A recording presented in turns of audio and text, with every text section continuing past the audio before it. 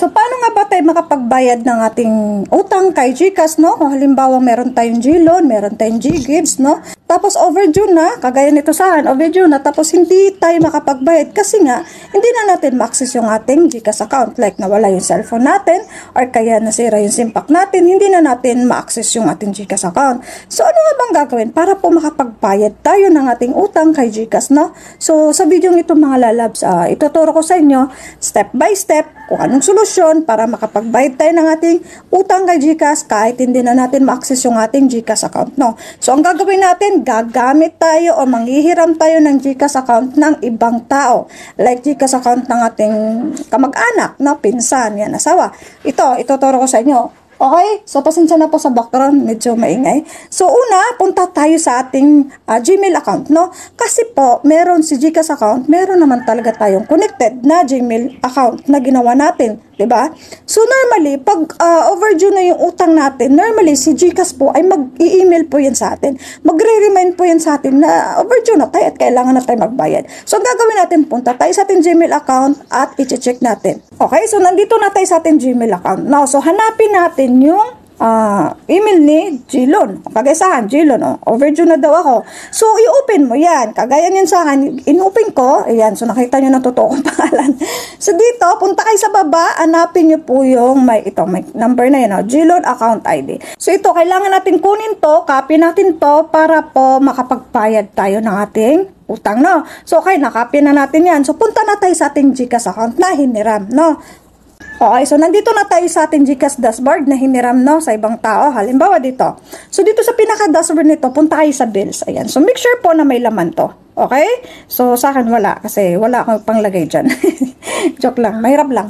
Pobre lang, pobre lang. So dito, punta tayo sa bills. Ayan. So siguro din may laman to para makapagbayad. Punta tayo sa bills. Click natin yan.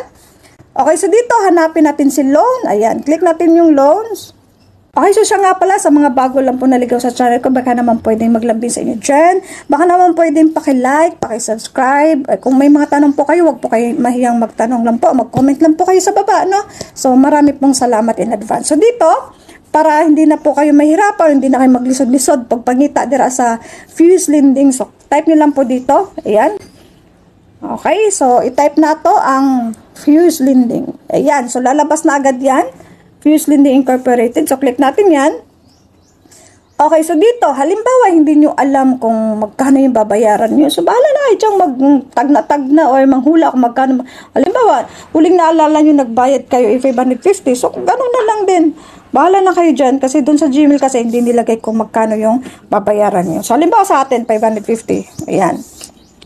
Okay, so dito sa mobile number, dito ikaklaro ko ha, kasi marami nagtatanong dito sa mobile number, kung ano ba daw dapat ang ilagay dito. Okay, so ang mobile number na ilalagay natin dito, yung GCash account number na may utang. Klaro, GCash account number na may loan, yung nawala, yung hindi nyo ma-access yun.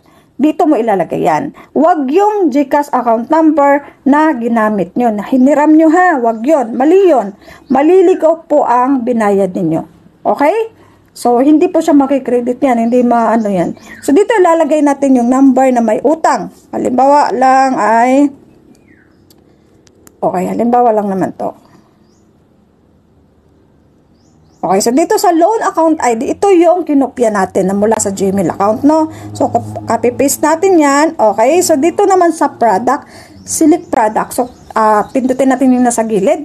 So, dito, meron pagpipilian. Meron G-Credit, G-Loan, G-Gives. So, dito tayo sa G-Loan kasi G-Loan yung utang natin. Kung G-Gives naman, G-Gives, no? Okay, so dito sa baba, dito sa email address naman, optional. Pwede maglagay, pwede hindi. Pagkatapos, dito, pwede nating i-check to. Pwede rin namang hindi. Nasa inyo yan kasi bill protector. Pagkatapos ay next na natin. Okay?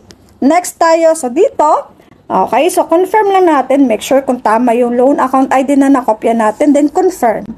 Okay? So, ito, hindi ko pa pwede i-confirm kasi wala pang laman yung GCash account ko. So, probably mamaya pa ako makapagbayad, no? Pag ano. So, sana nakatulong po sa inyo. Hanggang dito na lang po. Marami pong salamat. You're welcome.